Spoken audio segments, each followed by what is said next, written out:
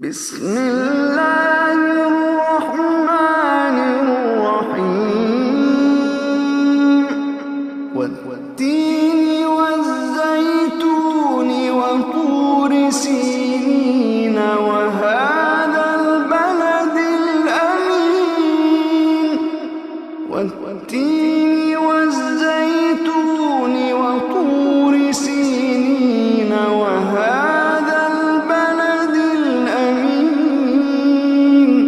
لقد خلقنا الإنسان في أحسن تقويم ثم رددناه أسفل سافلين ثم رددناه أسفل سافلين